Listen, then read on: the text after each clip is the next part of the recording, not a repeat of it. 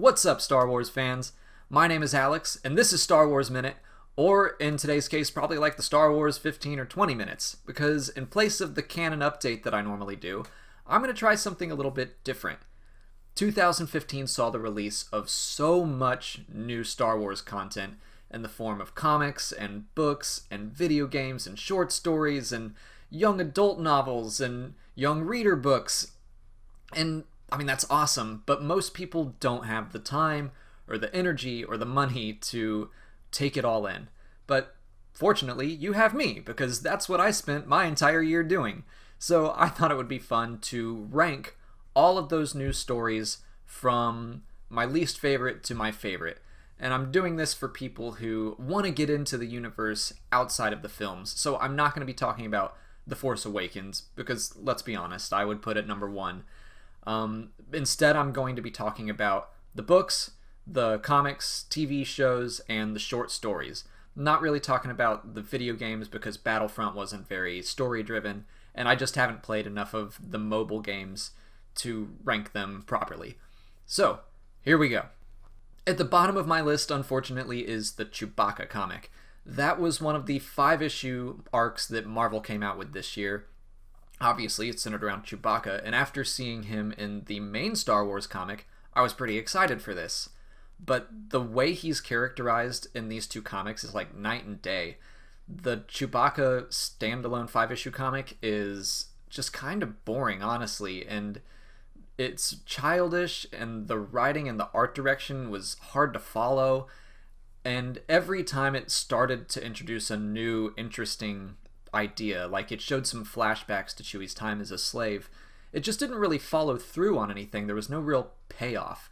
So this is actually one of the 2 pieces of new Star Wars content this year that I actually would recommend you skip completely.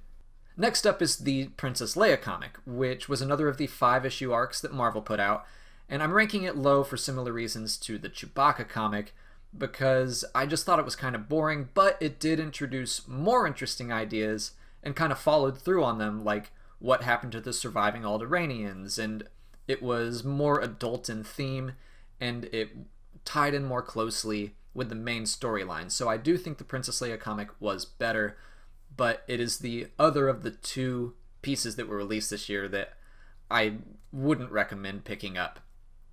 However, those were the only 2 things this year that I was really disappointed by. Everything from this point on isn't really what I disliked, but just what I liked more. So overall, this year was really good. This year we got the release of a ton of new short stories, and I'm not going to cover each of them individually because that would take forever. But instead what I'm going to do is lump them into 2 groups. And the first group I'm going to talk about is all of the short stories that have been released in the Star Wars Insider magazine.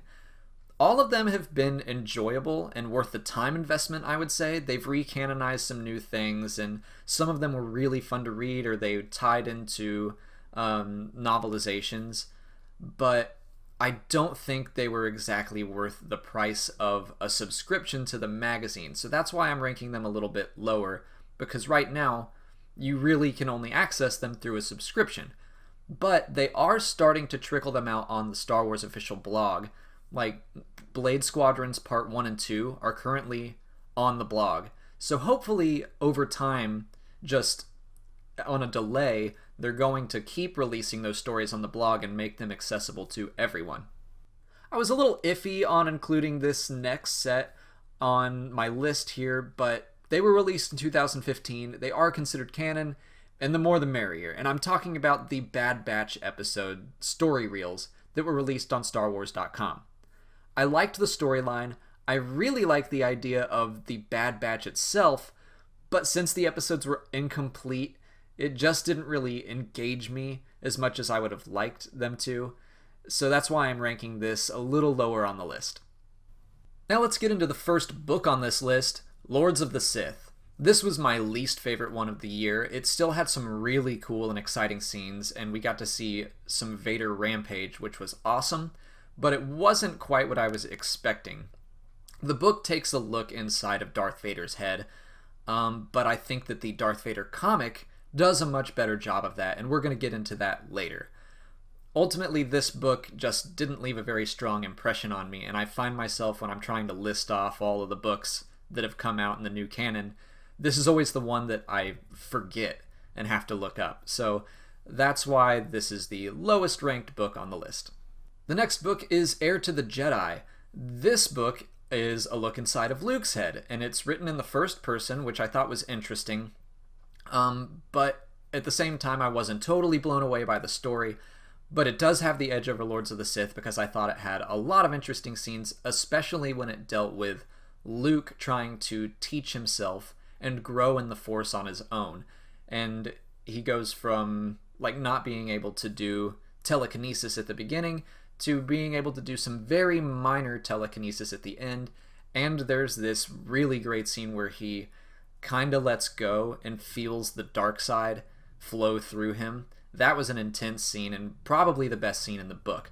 So still some good, enjoyable scenes, but just not my favorite one.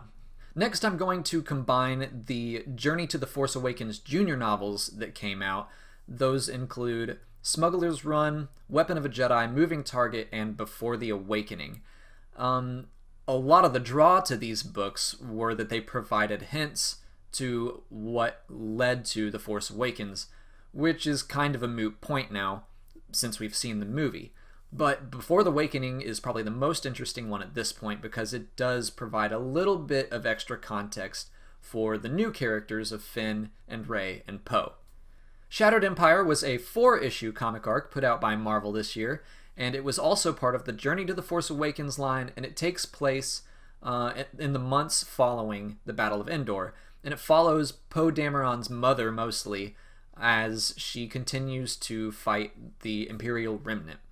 This was a fun and short read, but as a whole I thought the story was kind of disjointed, and I didn't see a whole lot of hints being dropped towards The Force Awakens, especially now seeing the film. Other than following Poe Dameron's mother, I just don't know what extra details that comic added. They might come into play later, like the fact that Poe basically grew up next to the tree that was once planted at the Jedi Temple.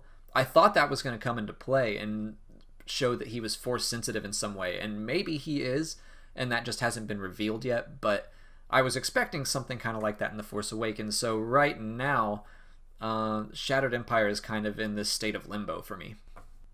Battlefront Twilight Company was a book that I was really looking forward to this year. I was a big fan of the X-Wing series by Michael Stackpole and Aaron Alston. If you've followed this channel for a little while, you know that I'm a big fan of kind of the soldiers. And I like the Jedi, of course, but I like learning more about the normal people and what they're doing to try to save the galaxy. They're not really swept up in the fight of the light side versus the dark side. They're just there to save the galaxy. So that's what I was looking forward to in Battlefront Twilight Company. I was expecting kind of an X-Wing style story. Unfortunately, I just didn't connect with the characters as much as I did with, say, Corran Horn or Tycho Selchu. But I still enjoyed the book, and if you are a fan of military fiction at all, that's one you should definitely check out. Next up, I'm talking about the short stories that are a little more easily accessible. So these include the Tales from a Galaxy Far, Far Away, there's 4 of those, The Perfect Weapon, and the 3 that were released in the Rise of the Empire compendium. What I like about these, especially The Perfect Weapon and the Tales from a Galaxy Far, Far Away, they feel like classic legend stories from the old EU. I'm talking about like Tales from Jabba's Palace, Tales of the Bounty Hunters, Tales from the Mos Eisley Cantina, where they just chose very small minor characters and gave them backstories. So we got backstories for Bazine Natal and the Crimson Corsair and Baba Joe, and they were all a lot of fun to read, and it just felt like classic Star Wars EU to me, and it warmed my heart. So those you can check out really easily. Like I think they're maybe $2 on Amazon. So if you were interested in picking up one of those, I would suggest starting with like The Perfect Weapon or the Crimson Corsair and see if you like them, and maybe you'd want to read the rest of them. I think I'm going to be in the minority on this one, placing Aftermath on the upper half of this list. Reception of the book seemed to be fairly negative, but personally, I enjoyed it. But I will concede that my favorite parts of the book were the interludes, where we got to see the state of the galaxy after the Battle of Endor. I liked that over the main plot. So I think what that means is that over time this book is going to fade from relevance, but at this point in time, I remember it fondly. The last young reader books on this list are the ones from the Servants of the Empire series, which actually started in 2014, but it finished up with its fourth and final book this year. And I actually hadn't started the series until this year when one of my subscribers, Franklin Taylor, insisted that it was good, and I'm very glad that he told me so, because it was really, really good. It was way darker and more intense than I expected it to be. I would rank it higher, but since it's a tie-in with Rebels, it could be kind of inaccessible to some. And speaking of Rebels, it's next on my list. This is kind of tough because I'm kind of ranking the end of Season 1 and then the beginning of Season 2. The end of Season 1 I thought was fantastic, especially when they introduced Tarkin. From that point on, it really kept up the tension. And then in Season 2, we got Vader, and every episode with him has been great. But as much as I love Sarah Michelle Gellar, I don't find the new Inquisitors, the Seventh Sister and the Fifth Brother, to be as intimidating and as scary as the Grand Inquisitor. I think it's kind of unfair to rank this season before it's over. I think the second half of Season 2 is going to really ramp up and end as well as Season 1 did, maybe better, because we haven't even seen Ahsoka and Darth Vader fight yet, and we know that's coming. So I do think that if I were to rank the entirety of Season 2, it would be put higher on this list, but for now, it's gonna be here. The Lando comic was by far the best of the 5-issue arcs that Marvel put out. It started like the week after the Princess Leia series ended, so I was not really expecting much from this series, but man, it blew me away. I loved the art style, and it probably has the most emotional moment in all of the comics that were released this year.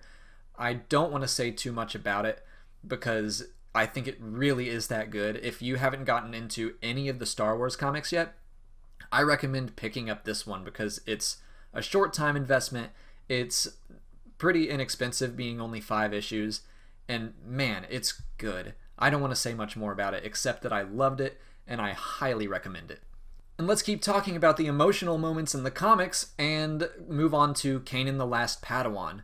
I also was not expecting much from this comic, but it had one of my favorite moments in Star Wars this year, period. And that was one of the clones coming to terms with his execution of Order 66. And that scene was crazy powerful. I was not expecting to get chills from a comic about Kanan's backstory, but this one delivered. And unfortunately, it's being canceled soon, and I'm going to be very sad to see it go. Entering the top 3, we're moving on to Dark Disciple. This is another story that I just was not expecting much from, and it blew me away. The writing was fantastic, and it's probably the deepest and most thought-provoking story that was put out this year in the expanded universe.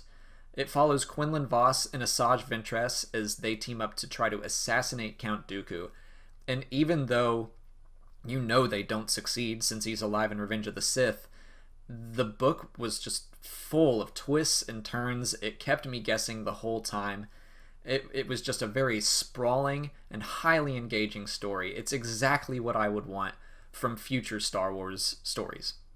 For the number 2 spot, I kind of have to cheat because I simply can't decide between the main Star Wars comic and the Darth Vader comic, but that also kind of works out well because the two stories are very much intertwined, especially with the recent Vader Down crossover. Now, the Star Wars comic is more fun. It's just a blast to read. Every issue has some really cool, just nerdy moment that puts a huge grin on my face, and I think it's more accessible. But the Darth Vader comic is darker, it's more intriguing, and it's fun to see these moments like Darth Vader learn who Luke Skywalker is, and he starts this game of cat and mouse where he's trying to stay one step ahead of the Empire and trying to find his son and recruit him. As we see in The Empire Strikes Back, he ultimately wants to recruit Luke to help take down the Emperor. So either of these series would be a great way to jump into the comics if you are interested in that. Finally, at the top of my list for 2015 is the novel Lost Stars. This is technically classified as a young adult novel, but man, it is so much more. It follows two really well-written, incredibly likable characters who are childhood friends, and we see them go from before A New Hope to after the Battle of Jakku, and it's kind of a Romeo and Juliet style love story where one of them joins the Empire and one of them joins the Rebellion, but they're still in love. And you know what? It's a young adult love story, but I thought the love story was really compelling, and it's so much more than a love story too. We get to see these two basically grunts not only move up the ranks in their respective militaries, but we get to see really famous scenes from their point of view. For example, the character that joins the Empire is there when the Executor enters the asteroid field and they send TIE fighters out, and that character expresses some concern that they're wasting all of these lives and resources just to catch this freighter, because that character does not understand why that freighter is important to Darth Vader. They just know that people are dying and that it's messed up, really, when you think about it. But when you're watching the film, you're like, oh yeah, Darth Vader wants the Millennium Falcon. So it really puts this cool new twist on a bunch of scenes within the Star Wars universe, and it provides hints towards The Force Awakens, which again is now kind of a moot point. But when it comes down to it, this story is a fun read for veterans and new fans alike. And if I have to recommend just one book or comic or TV show or just one Star Wars story to take in this year, Lost Stars is it. That's it for today. I hope those of you that are brand new to Star Wars, that are maybe just getting into it after seeing The Force Awakens, now have a little bit of an idea of where to start and have some interest in diving into this universe outside of the films. And for my veteran watchers, what did I miss? What do you disagree with? I'm sure you all have your own opinions, and I would love to hear them. And don't forget to subscribe to my channel for more Star Wars videos every Monday through Friday. Thanks for watching. I hope you had a happy new year, and may the Force be with you.